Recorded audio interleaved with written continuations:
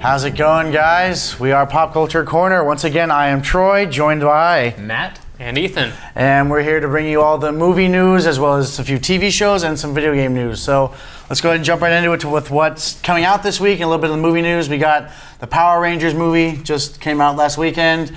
I happened to see it. It was all right. I mean, I appreciated what it was trying to do, but I also was a very big Power Rangers kid growing up. And it was one of those things that's like when you loved it as a kid and you go back and watch it, it's like, wow, that's really campy and really bad. Well, that's one thing. Did they end up preserving the kind of cheesiness that made Power Rangers so memorable as a kid, or? Rita Repulsor definitely. They tried to make it very action-packed and serious as far as the Power Rangers are concerned, but the villain was very hokey. She took it way too far, which again isn't a bad thing because it keeps the spirit of the show kind of alive. So it was kind of fun. But when I was younger, I used to watch Power Rangers, and I actually was not allowed to anymore because there was one day an old lady came to the door, did not know who she was, and I went, "Go Power Rangers!" and I punched her. And so my mom said I wasn't allowed to watch Power Rangers anymore. So it turned into one of those rebellious things I like the Power Rangers, I gotta watch it. So I go to Grandma's house and watch it. See, this is why I still want for there to be a Voltron movie, because nobody on the team Voltron ever punched an old lady. Just saying. So I'm holding out hope for a Voltron movie. No, I definitely let them down there by doing that. But so Power Rangers, again, it's an all right movie. I appreciate what they're trying to do. Gave it a little bit of a Transformers feel, definitely. But I appreciated it. I don't know if I'm necessarily liking the fact that there's already sequels pre-greenlit. But that seems kind of weird considering the movie just came out. Hollywood's in this phase of always already planning movies 10 years in advance. But which kind of brings us to the next point of the Justice League trailer just released this week too. Yes. Right. What were you guys' thoughts on that? I'm very excited for it, but here's the thing though. We talked about the DC Universe last week, and it's just, they're so good at trailers. They do the trailers so well, and they set you up for disappointment, though. Yeah, see, I would be so much more excited for this movie if I hadn't seen Batman vs. Superman, because that's just put a sour taste in my mouth for the, DC movies coming up. I want to be excited for this. I want to be pumped up and really, to go, but I'm just not sure if it's going to be any good. I know, and it's a shame because, visually, again, the trailer looks fantastic, and if Zack Snyder directed only for trailers, he'd have a steady career income the rest of his life. No criticism there. As good as it looks, though, I've been burned by this before with movies of his, specifically with the DC movies, so I'm cautiously optimistic, but I still am really looking forward to the Wonder Woman movie, which also had a trailer released recently that I think looks even more compelling. Yeah, they both do, and Wonder Woman will save this franchise, and I said that before, but again, you see with the Justice League trailer, how good it looks. Okay, maybe there's that rebound. I feel like there's always okay, maybe, but that's kind of where DC's faults are. But we'll go ahead and move into now another big movie that gets a lot of pop culture praise. Oh, yes. The Fate of the Furious. Right. I don't know how to feel about this because personally, I, if you believe it, have managed to not see any one of the 8 Fast and the Furious movies that have come out so far, so I'm going to have to recuse myself from this argument. Honestly, you don't have to see all of them, just 1 or 2 to really grasp what this series is about. Because they're all the same movie over and over and over and over and over. Now you have to admit, there was a transition, okay? It started out with just street racing and then basically became superhero movies. That's why the first one was so good. And I think it's incredibly ridiculous, especially now making Dom the bad guy, because both Vin Diesel and The Rock have it in their contracts to where they cannot lose a fight. So how the heck is one of them going to be a bad guy and not lose a fight? The bad guys can't always win, and now he can't turn in. Anyways, he's just going to turn into a good guy. He's always going to come back because he's the face of the franchise. It's just Hey, I haven't seen the movie yet, so I don't know how they're gonna go with it. But all I can say is that I really like how these movies have turned into these schlocky kind of over the top action movies. Okay, that I think that we really need to see. I mean, there's a reason the last one grossed over $1 billion. Okay, people really like this series, and that is true. People were sentimental about Paul Walker, but I mean, there's still these are kind of Transformers movies without the bad qualities, I feel. So that's why I personally am really enjoying this franchise. We need some dumb action movies sometime. They all can't be, No, and again, I appreciate what they are, but it's just one of those. It's the same thing over and over again. But speaking of actually the same thing over and over again, in the world of TV news, it just got revamped. One of the biggest hits of the '90s on Adult Swim. Samurai Jack. Ooh, now this is the one I was really excited to come back to. I grew up loving almost any and every cartoon that Genndy Tartakovsky had his hands in.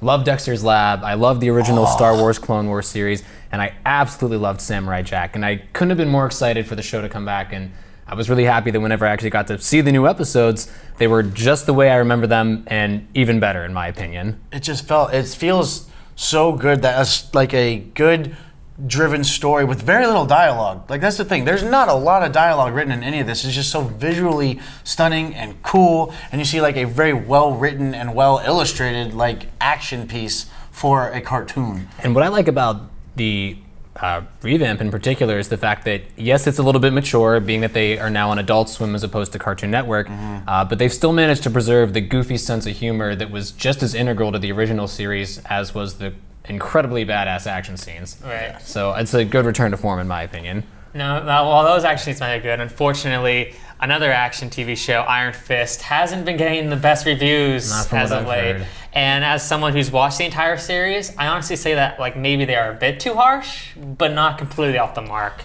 I feel like the show is definitely a disappointment compared to the other Netflix shows. Like even Luke Cage, second half of the season, I don't feel wasn't as bad as this. See, yeah, I'll agree with that. Yeah, Luke Cage, the second half definitely lost me, and I feel like, yeah, I do agree Iron Fist is getting a little bit more hate than it deserves, but it's definitely not its best. Like when you literally follow Daredevil season 2 and Jessica Jones and even Daredevil season 1, like it's some great ones, and then Luke Cage is like, okay, and then Iron Fist, it's like, oof, I see what you're doing here, I appreciate it. I feel like I've been using that a lot today. I appreciate what you're trying to do, guys. Points for participation, but it's definitely it's setting up for it, and I'm excited for what's to come. And as a comic book lover, like you're going to enjoy it because it's something you like. But as from an actual TV show standpoint, yeah, the writing isn't there, and like one of the biggest disappointing things is the action. Okay, at best it's mediocre. At its worst, it's just like badly choreographed fighting scenes. Which coming off of Daredevil, which had arguably like one of the best action scenes like in television, like that's really bad. But thankfully, we're gonna see Iron Fist and Defenders later this year. So hopefully that will make up for this, because I'm really excited for it. Yeah, I feel like when they bring them all together, just like in the Avengers, it's going to be just as big. It's going to be a really good awesome co-op. And especially because on the Netflix series, it spans it out, so it's going to be fully fleshed out, fully realized. Like I'm just really excited for it, and again, to give people like characters like Iron Fist and Luke Cage a better outing. Yeah, and seeing like characters interact, like Daredevil and Iron Fist, people that haven't interacted yet, and seeing how they clash, that's going to be really exciting. Just That's like what the I'm the Avengers. most excited for too. And speaking of interacting, the new Nintendo Switch has just hit stores, and it's a big hit, guys. Like Nintendo found its resurgence. Like they were definitely falling a little bit in the console wars. Like everybody gets Nintendo just for those small little party games. But I feel like Nintendo's turnaround? That has actually paid off. I mean, it didn't have the greatest launch, considering that there were some console defects early on. But I mean, at this point, the Switch is actually like on the path to actually maybe outselling the Wii, which has been Nintendo's biggest home console release. It's incredible to me because I remember whenever I wanted the Nintendo Wii, my dad, God bless him, had to go out everywhere looking to pick up one of these things, went out to Best Buys, at GameStops, as soon as they opened their doors to pick one up, and now people are in a similar position trying to get the Nintendo Switch. Yeah, exactly. People are having a hard time finding them, and as a longtime Nintendo fan, it's really nice to see them kind of get their due after kind of bungling up with the Wii. And I honestly feel like a big part of that too is with the release of the new Zelda game, Breath of the Wild, which it's been so good. If anybody has gotten to play it, you'll probably agree with me that it is like one of the most expansive Zelda games ever. Like the world is so immersive. You can go like literally anywhere in this world. It's free roam, right? Yes. It's pretty much like its own sandbox almost. You can get like caught up hours and hours just exploring woods and mountains and stuff. And then there's on top of like a really engrossing story. Some like great characters that we learned to love in Zelda. It might honestly be one of the best Zelda games. I'm hearing it might even be one of the best games ever, and even though I haven't had the chance to play it, what's looking cool to me is the fact that a lot of the games that Zelda inspired, games like Minecraft, games like Dark Souls, are games that Nintendo's kind of gone back to take a look at, reassessed what worked, reassessed the inspirational components, and kind of worked back into the new Zelda, but with their own Nintendo take on it, is what I've been told. My biggest concern with it, though, is will it hold up? Because Nintendo is always great with their launch titles. Like they have 2 games, especially that come out at launch, that are phenomenal for that system. And then, of course, you're going to get your Smash Brothers and you're going to get your Mario Karts. Yes.